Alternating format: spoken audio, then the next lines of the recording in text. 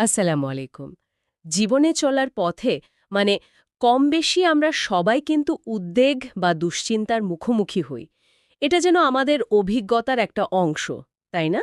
ওয়ালাইকুম আসসালাম। হ্যাঁ, ঠিকই বলেছেন। এটা খুবই সাধারণ একটা ব্যাপার। তো আজ আমরা এই পরিচিত অনুভূতিটা নিয়েই একটু গভীরে যেতে চাই। বিশেষ করে কুরআন আর হাদিসের আলোতে এর থেকে মুক্তির বা এটাকে সামলানোর পথ কি সেটা একটু দেখব। অবশ্যই আমাদের আজকের আলোচনার ভিত্তিও সেটাই।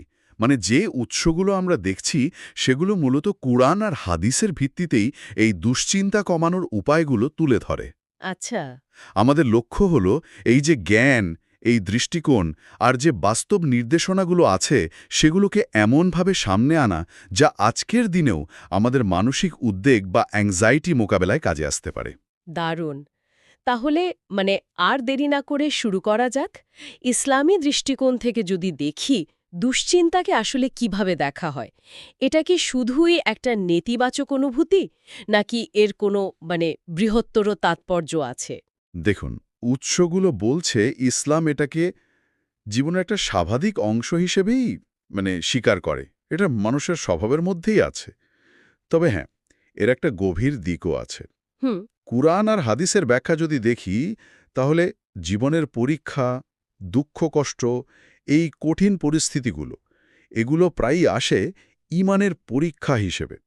এগুলো মানুষকে আসলে আল্লাহর আরও কাছে নিয়ে যাওয়ার একটা উপলক্ষ্যও হতে পারে। ও আচ্ছা। হ্যাঁ, যেন এগুলো ব্যক্তির আধ্যাত্মিক উন্নতি বা পরিশুদ্ধির জন্য একটা সিঁড়ির মতো। তার মানে এই যে কঠিন সময়গুলো আসছে এগুলো আসলে আমাদের আধ্যাত্মিক উন্নতির একটা সুযোগও তৈরি করে দেয়। বিশ্বাস বা ঈমান এক্ষেত্রে ঠিক কিভাবে সাহায্য করে, মানে শক্তি যোগায় বা মনকে স্থির রাখে? হ্যাঁ, ঠিক ধরেছেন। ঈমান মানে আল্লাহর ওপর যে দৃঢ় বিশ্বাস, সেটা মানুষকে একটা বড় প্রেক্ষাপট দেয়। যখন কেউ মনে প্রাণে বিশ্বাস করে যে জীবনের সবকিছু আল্লাহর নিয়ন্ত্রণে আর এর পেছনে কোনো না কোনো ভালো বা প্রজ্ঞা আছে, হুম। তখন কঠিন পরিস্থিতি সামলানোর জন্য ভেতর থেকে একটা শক্তি আসে। এই বিশ্বাসটাই কিন্তু মানসিক স্থিরতা আনে। কারণ তখন সে অনুভব করে, আমি একা নই, আল্লাহ আমার সাথে আছেন, তিনি সব দেখছেন। এই বোধটা অসহায়ত্বের অনুভূতি অনেকটাই কমিয়ে দেয়। এই দৃষ্টিকোণটা আসলেই অন্যরকম। আচ্ছা, এবার যদি আমরা একটু নির্দিষ্টভাবে কোরআনের নির্দেশনার দিকে যাই, কোরআন কিভাবে এই উদ্বেগ কমাতে সাহায্য করতে পারে? উৎসগুলোতে কি বলা হয়েছে? কোরআনে দুশ্চিন্তা সামলানোর জন্য বেশ কিছু মানে মৌলিক নীতির কথা আছে। এর মধ্যে সবচেয়ে গুরুত্বপূর্ণ একটা হলো আল্লাহর সমরণ বা জিকির। জিকির। হ্যাঁ, কোরআনের একটা আয়াত আমরা প্রায়ই শুনি, যার মূল কথাটা হলো, জেনে রেখো কেবল আল্লাহর সমরণেই অন্তর শান্তি পায়। এখানে সমরণ মানে কিন্তু শুধু মুখে নাম জপা নয়, আচ্ছা। বরং আল্লাহকে মনে রাখা, তার ক্ষমতা, তার দয়া নিয়ে ভাবা, তার কাছে সাহায্য চাওয়া। এই পুরো সচেতনতাটাই উৎসগুলো ব্যাখ্যা করছে যে এই সমরণটা মনকে নানান চিন্তা থেকে সরিয়ে এনে একটা কেন্দ্রে স্থির করে। আর এটাই তো মানসিক শান্তির জন্য খুব জরুরি। আল্লাহর স্মরণে প্রশান্তি, এটা আসলে শক্তিশালী একটা বার্তা।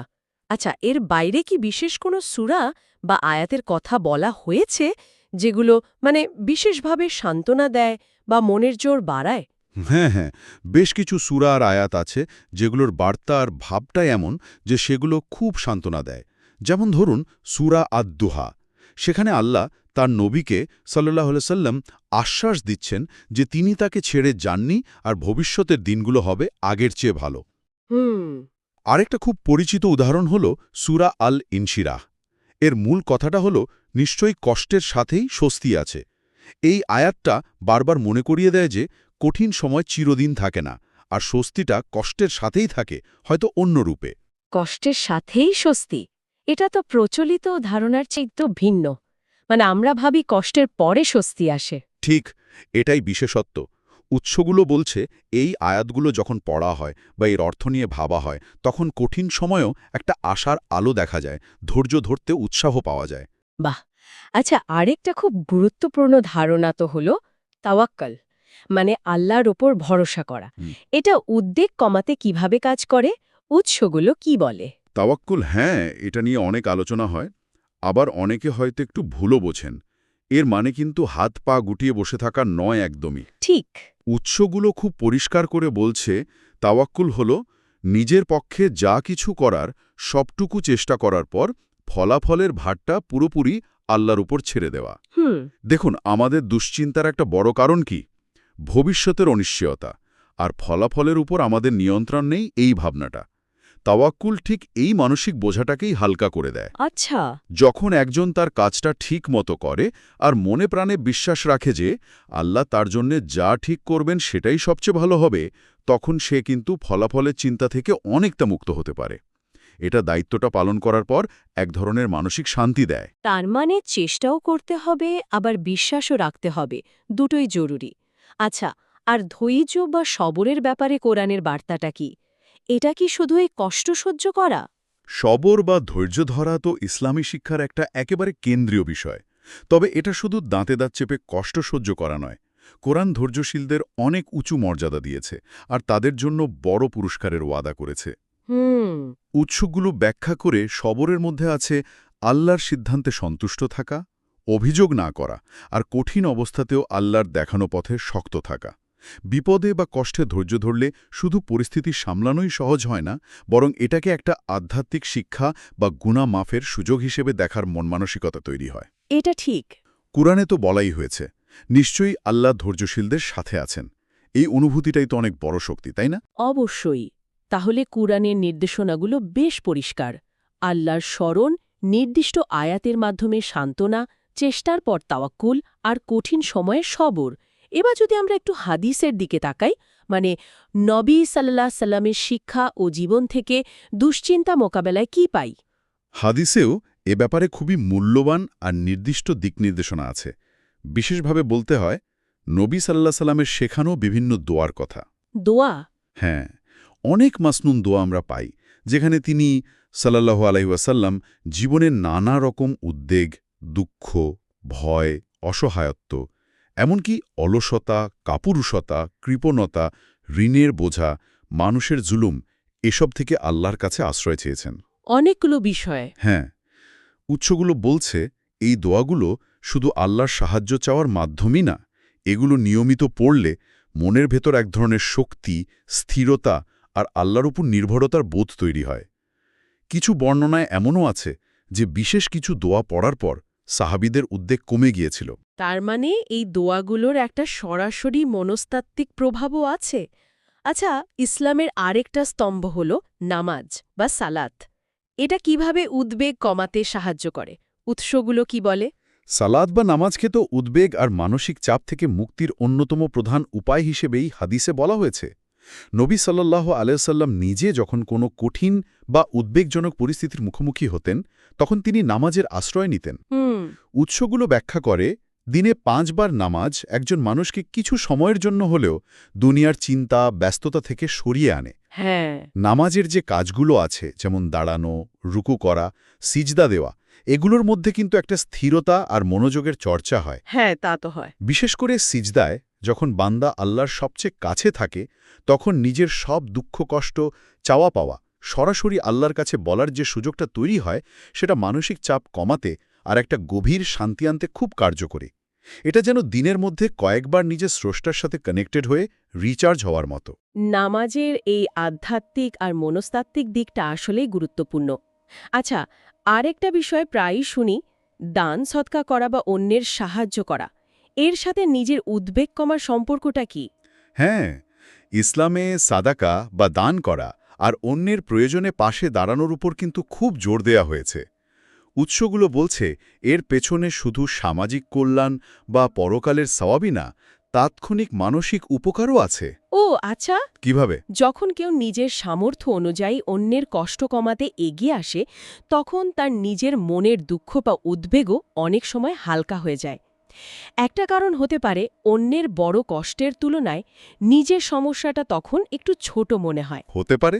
আরেকটা কারণ হল অন্যের উপকার করার মাধ্যমে এক ধরনের আত্মতৃপ্তি আসে, একটা মানসিক শান্তি পাওয়া যায়। নিজের মনোযোগটা তখন নিজের সমস্যা থেকে সরে গিয়ে অন্যের ভালো করার দিকে যায়।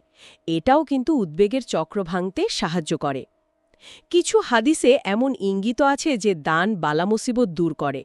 এর মধ্যে মানসিক অস্থিরতাও পড়তে পারে। ইন্টারেস্টিং। এখন এই যে আমরা এতগুলো আধ্যাত্মিক দিক নিয়ে কথা বললাম, জিকির, দোয়া, নামাজ, সবার, তাওয়াক্কুল, সাদাকা, এগুলোর পাশাপাশি বাস্তবসম্মত পদক্ষেপ নেওয়ার ব্যাপারে ইসলামের কি নির্দেশনা? শুধু কি আধ্যাত্মিক চর্চায় যথেষ্ট?